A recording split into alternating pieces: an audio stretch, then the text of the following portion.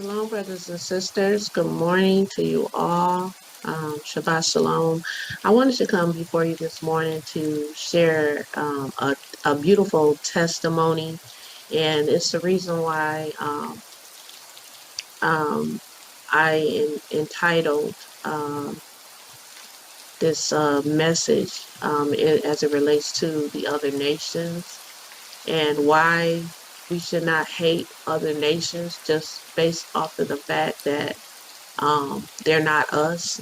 It's not of Yah, and many in our awakening are not displaying the Ruach, the spirit of Yah. And I want to share with you. So I'm here in Maryland to support a friend. And while I took a flight this morning, my first flight was actually it was Thursday.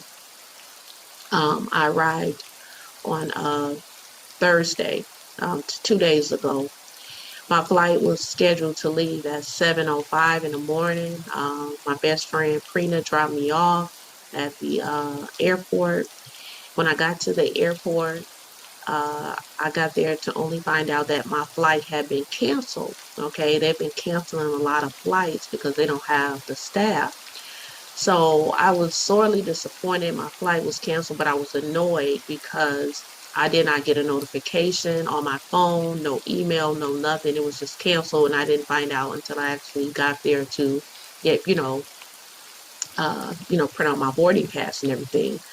And so they said, everyone who has a flight that's canceled, you go and stand over in this line. They're going to try to get you on another flight. And so when I looked at all of the flights were, where I had to take 2 and 3 planes, and I just was not with this variant going on. I just did not want to get on that many planes. I just wanted to get there quickly because from Michigan to Maryland or in the DC area, it's only 1 hour, quick flight, because I really needed to come here and support a friend. And once I got to the counter, the lady was able to get me another straight flight that was leaving 5 minutes later than the original flight, which was at 7:10, and it was coming in at a different airport. If any of you are familiar with the DMV, that whole Maryland, Virginia area, DC, they are all in the same central location. They run together. So they have 3 airports. They have the Reagan National, they have Dulles, and Baltimore. So she brought me into Baltimore. And so my flight was at 7:10, and she said, you got to hurry because this flight is getting ready to be leaving soon. So she put me at the head of the security because it was an extremely long line. She told them my flight was leaving. They put me up there. Once I got through security, even though I was put up front, my gate was at, I believe, A73, and I was, once I got through security, it put me right at A56. And I began to try to run, and I knew I wasn't going to make it. As soon as I got there, it was the gate. They had just closed the door maybe about 2 minutes ago. And I began, and I asked, I said, where is the lady? And they said, they closed the door already. They're left. And I looked on the side of the window, and I said, well, the plane is still there, but they had already lifted up, I guess, the connector for you to get onto the plane. And I just began to bawl. I began to bawl and just cry. And I said, this is the second flight that I've missed. And I began to say, well, maybe it's not Yah's will for me to leave right now. I said, I'm thinking of everything that's going on, and I'm like, maybe he doesn't want me to go, because normally when you're trying to do something and Yah is blocking it, or it appears that if he's blocking something, sometimes he's not blocking it, but he may be redirecting you. And I found out that this was the case. He wasn't blocking me because I had giving up. And when the lady saw me begin to cry, she said, lady, she said, I'm going to help you, miss. So she got back on, because I was bamming on that door for them to open it up and let me on, because I saw the plane, it had not left. So the agent came out when I was bamming on the door, and she said, we can't let you on, they've already gone. And she said, but I'm going to find you another flight. But she saw me, I'm like bawling, and it seemed like everyone that was around me, like they could feel my hurt, because it seemed like they had like these sad faces when they saw me cry, like, oh no. And so she got me another flight going to the same airport to Baltimore. But she said this flight is not leaving till 10:30, so I was going to have to sit for a little bit over 2 hours. And so, well, actually, it was close. It was close to 3 hours, but yeah, because I got there at 7, so yeah. So it was like a 3. By the time she had got the flight and everything, because some time it went past, it was going to be about 3 hours that I was going to wait. So I'm like, okay, I was a little bit annoyed, but I said I'm working on being slow to anger, because I know that's one of Yah's attributes, is being slow to anger, and a fruit of the Spirit, which is patience. So I said, okay, I'll take that flight. It's going to the same airport. Mind you, I'm on the phone talking to my friend who I'm going to see, who needs my support. And while I'm on the phone speaking with her, I'm speaking with her, and I'm, letting time go by and everything. And then finally, I'm thinking, where are my bags? That's all. It just, and I said, oh my goodness, because I missed the 7:10 flight, and I'm thinking my bags are not, my bag is not going to be with me. So I began to be frantic, and I said, okay, let me go back to the agent, and I asked her. She said, oh yeah, your bags is not going to be on the 10:30 flight. She said your bag is and actually by the time I had thought about my bag, they had already arrived. And she said, oh, your bag is in she said, ma'am, it's safe, because I was so frantic. She said, your bags are safe. She said, it's already at Baltimore Airport. She said, I was able to track it. They have it safe. She said, it's on it's in the area that they have closed off by the carousel. So she told me the carousel number where I could find my bag. So I was like, okay. I'm like, I'm thinking, what else can go wrong? So finally, it's time to board the plane. I board the plane, and we get on the plane. They actually upgraded me, so I'm sitting like almost in first class.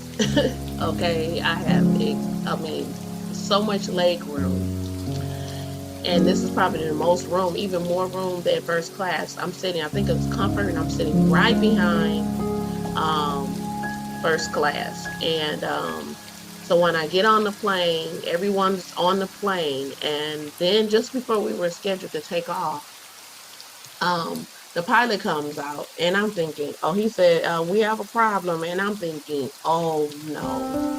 I knew then that if it was something with this third flight, I knew that would be confirmation that you need to stay here. Maybe y'all was trying to protect me from something. So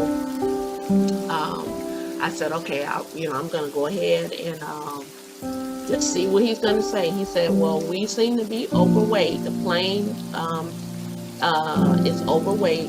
We were alerted that we're going to have to, some people are going to have to get off the flight.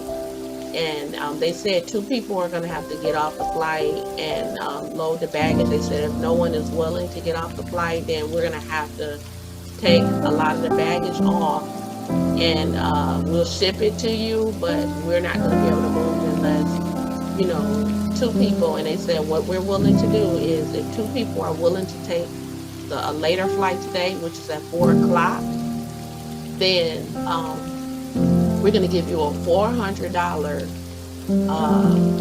voucher that you can use or use it as cash, either or, if you're willing. So you'll still get your flight, but you have an additional $400. So there were two people that quickly stood up, and everyone was clapping on the plane when they got off. And then even after they got off, he came back, he said, well, they're still trying to work out the weight thing. So they had to do something else, because what happened was the pilot said that they, when they loaded up the plane with the fuel, someone put too much fuel in there, and you can't fly. Like if you know, like anything that happened with, if you know, with Aaliyah, the singer Aaliyah here in Detroit, who passed away in the plane crash. The plane was overweight, and so I began to think about that, and I'm like, I started feeling a little nervous. I'm like, well, I hope that they're able to get this thing together, because I wouldn't want to fly on this plane if it's overweight. So I'm thinking, okay, yeah, is this my sign to get off? And they came back like 5 minutes later after that and said, okay, everything is fine, we're good to go. And so I was relieved, because I'm thinking my friend really needs me right now. And so it was just imperative that I got here to Maryland. So finally the plane is boarding, and we're getting ready to take off. And there's this Caucasian woman that's sitting next to me. I'm in the aisle seat, she's in the window, and we talked. And I typically do not, when I'm on the plane, I don't talk to anyone, because I don't really know. I'm not flying with anyone that I know. Most of the time when I'm flying, I'm by myself, and I don't conversate with strangers. You might just say, hey, how you doing, because they're your neighbor for the amount of time that you're on a flight. But she was sitting next to me, and we just talked the entire time. I don't know what, but I felt compelled to speak with her, and I began to. She was telling me about her, her life, and she was married, and I was telling her, about my job, being an author, being an educator. We were just talking about life.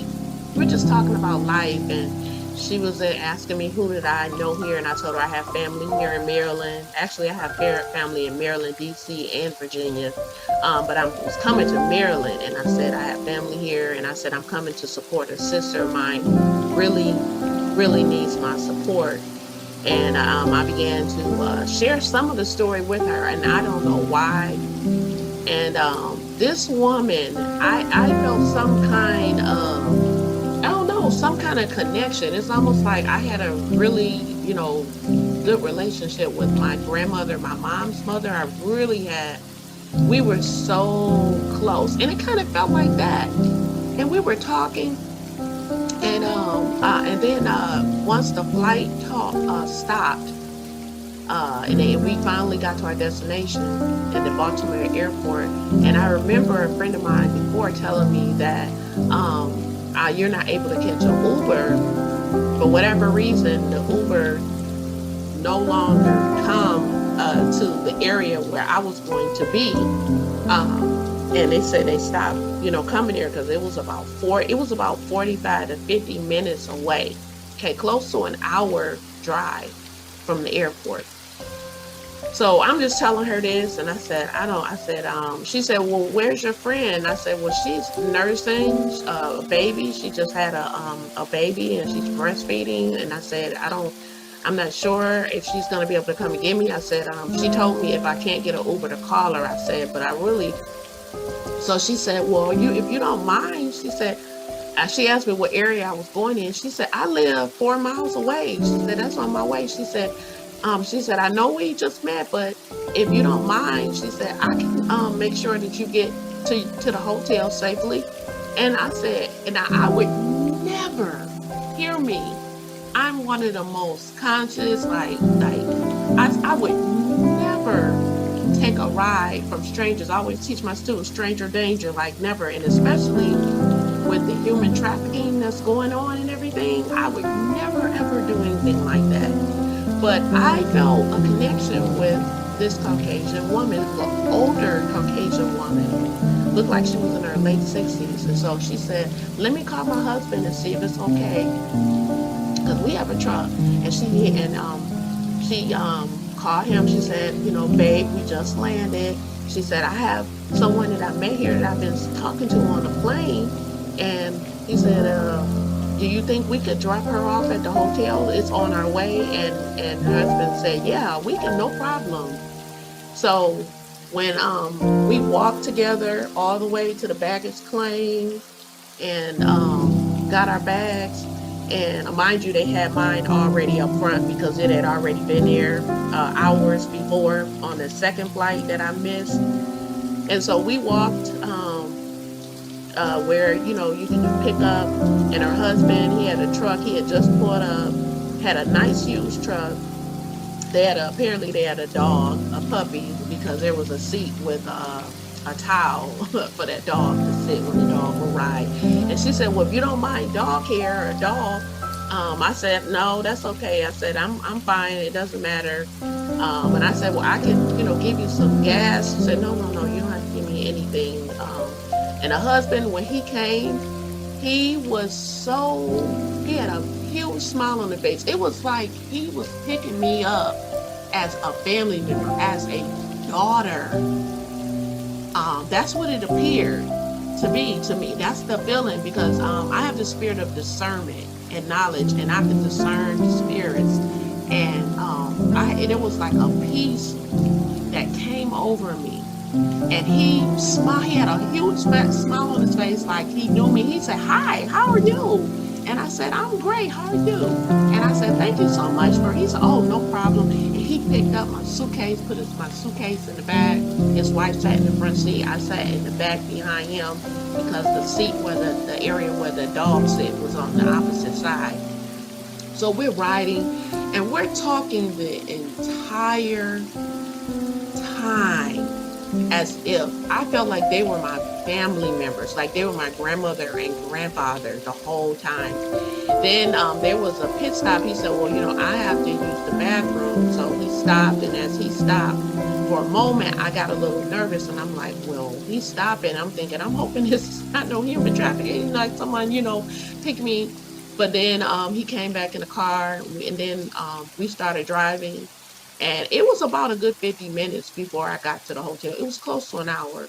And we were talking and laughing the whole time. I was showing pictures of my son and everything. I was showing her a picture of my friend that I was going to see and her brand new baby. I was talking about, just the field of education and everything. And they were the husband was telling me about his, brother that's sick in the hospital and in a nursing home. We were talking and laughing the whole time. And then when I pulled up in front of the hotel and he went around the back, he opened the door for me. Let me say that he opened the door for me, helped me get down, and then he got my bag out. He said, I hope you enjoy your stay and get the rest. And they said, we hope that your friend is okay. And I almost wanted to get her number when I left, but I didn't. And she waved, and her name was Fran. That's what the woman's name was. Her name was Fran. And when we were on the plane, we were just talking, and then we realized once the plane stopped, she said, my name is Fran. And she said, we've been talking on the plane the whole time. And I said, my name is Shaitan. And she said, nice to meet you. But fast forward, once I got to the hotel, and she waved out the window, and I went on into the hotel and checked in. And immediately in my spirit, what rose up is that you were being entertained. This is the reason why Yah tells you that we're told in the scriptures to be kind to people, because he says some of you have unknowingly entertained angels. Many of us may have entertained angels, and this is very important that you treat everyone with kindness. It doesn't matter what a person's skin color is. I don't mistreat people based off of their skin color. There's so many people of different nations that have shown me so much kindness, even more kindness than many of our own. I mean, for this woman and her husband to open up I didn't, and do you know how much money I would have had to spend? Like $120 in an Uber because of the length of time just to get from Baltimore Airport to where I was going. The fact that I'm sitting, all these hundreds of people that's on this plane, y'all placed me right next to a woman that was going the same way, that only lived 4 miles from where I was at. So mind you, this is an hour flight. An hour drive. She could have been living in Baltimore. They weren't living in Baltimore. They weren't living in Baltimore. She lived where I was going. The exact route. And y'all, of all the people on the plane, he placed me next to her because he knew that his daughter was not going to be able to catch an Uber from the airport to the hotel, and he knew that that his daughter, who was also in the faith as well, was breastfeeding, and it would have been a lot for her to have to come and drive out that far. Y'all worked it all out. He worked it all out. It was intended. I didn't miss that 7:10 flight, that second flight. I didn't miss it. I was bamming on the door, even though the plane was still there. They had taken off. Y'all intended for me to miss that second flight and get on this third flight, that 10:30 flight, because he was redirecting me to make sure that I was taken care of. If I'd have got on that second flight, I would not have had a way to get to the hotel because they weren't doing Ubers, but I would have had to have taken the taxi, and that was the going price, and that was the minimum. Y'all saw, he saw fit to make sure, hallelujah, that his daughter was taken care of. So sometimes when you are being blocked, it's not you really being blocked at all. It is Yah redirecting you in a safer path, in a path that's going to be better. I am just wanted to come this morning and to give all praises and honor to Abba Yah, to exalt him on this day, to give him the glory and share this awesome testimony of Yah taking care of his daughter. What I thought was a loss was a gain. What I thought was me being blocked was actually him redirecting me to a better situation. I didn't have to come out of my pocket. I didn't have to come out of my pocket. One time I tried to offer them gas money. And I said, there's an ATM in this hotel, because I frequently stay in this hotel when I come. And they said, no, we won't take any money. And it just rose up in my spirit that when I was walking in and they were driving off, what rose up in my spirit is that you have to be careful how you treat people, because some of you have entertained angels unknowingly. And that's what rose up. And I truly believe now that that's who they were. I truly believe, because this has happened to me before. And the last person that did this, she told me her name was Gethsemane. And I remember, because I was crying out to Yah for help. Because I had just started a new job and they were going to try to cut my electricity off because it went far because I was out of work. And I had called the electricity people and spoke with customer service 3 times, and each time they said, no, you don't have the money. By the end of the day, we're going to cut your electricity off. And I was just bawling in tears, crying. And then something said, talk to Yah. Talk to your father. You've called them 3 times. They said no, but you haven't talked to your father. You're crying. So I began to pray and cry out to Yah for him to intervene. And then I heard, now call again. And I know that was a rock. When I called again, someone answered. Because I had called 3 times. I tried to get on a budget plan. I tried to get on arrangements. They wouldn't accept anything except for the full balance, or it was going to be cut off by 6 o'clock. After I got done praying to Yah, I wiped my tears and I heard cry again, and I called again, and a agent answered the phone, and she said, and I said, I'm calling. I said, because I'm behind. I said, I just started a new job. I said, I don't get paid for 2 weeks. I said, I'm calling to get on arrangement. And I said, can I get on arrangement? And she said, sure. And I said, what? She said, sure, you qualify, you can get on arrangements. I said, I do? She said, yeah. She said, and she took down my information, and she said, I'm going to set it up where you don't even have to pay in 2 weeks. Since you just started your job, we're going to set it up for next month. And when I tell you that, and I'm here just finished, but I'm going to finish up this story. But when I tell you that Yah moved in this situation. He had her set me up in an arrangement. The arrangement was set up, and not only did I not have to pay in 2 weeks when I got paid, she wanted to give me an extra 2 weeks so that I could catch up on my other bills. So it was a month later, and the payment was so low, I couldn't believe it. And I began to cry on the phone. And she said, I thought I couldn't get on the race. She said, I don't know who told you that, but you can. And I said, well, thank you so much. I mean, she was so kind. I said, well, what's your name? And she said, Gethsemane. And I said, Gethsemane? She said, yeah, Gethsemane, like the Bible. And immediately what rose up in my spirit was when our Master Yahusha went to the Garden of Gethsemane, and he was in tears. He was in so much tears that it said that he was crying blood, like tears of blood.